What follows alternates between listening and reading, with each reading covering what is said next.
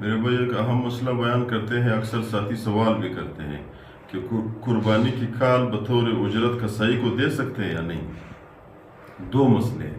ایک مسئلہ یہ ہے کہ کسائی مزدور ہے، وہ اجرت لیتا ہے، مثال کے طور پر وہ آپ کو کہتا ہے کہ بھائی 10,000 روپے دے دو اور ایک چمڑا دے دو، ایک صورت۔ دوسرا صورت یہ ہے کہ وہ آپ کہتا ہے مجھے 15,000 روپے دے دو۔ تو اس صورت اگر آپ اس کو 10,000 دیتے ہو اور ایک چمڑا دیتے ہو، بالکل ناجائز ہے۔ آپ نے یہ چمڑا بطور اجرت دے دیا ہے تو بالکل ناجائز ہے، نہ کسائی کے لیے جائز ہے اور نہ آپ کے لیے جائز ہے، بالکل یہ نہیں دینا چاہیے۔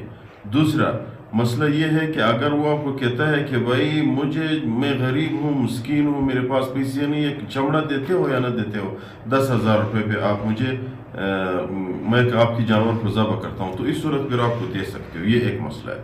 دوسرا مسئلہ اکثر ساتھی یہ پوچھتے ہیں کہ بھائی اگر میں قربانی کی جانور کی کال کو خود بیچوں، پھر وہ پیسے کسی غریب کو دے سکتا ہوں یا مسجد میں دے سکتا ہوں یا پھر اپنے رشتہ دار کو دے سکتا ہوں، صدقہ کر سکتا ہوں یا نہیں؟ آسان سا مسئلہ ہے۔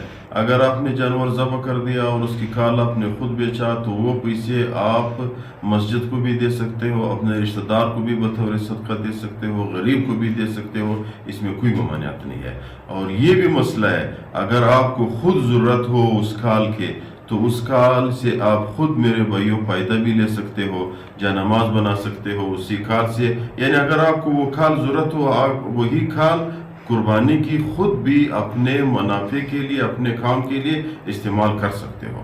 آخر میں گزارش کرتے ہیں کہ چینل کو سبسکرائب کریں تاکہ ہمارے حوصلہ افزائی ہو جائے اور آپ لوگوں تک ہر آنے والے دن نئے ویڈیو پہنچ جائے گی انشاءاللہ۔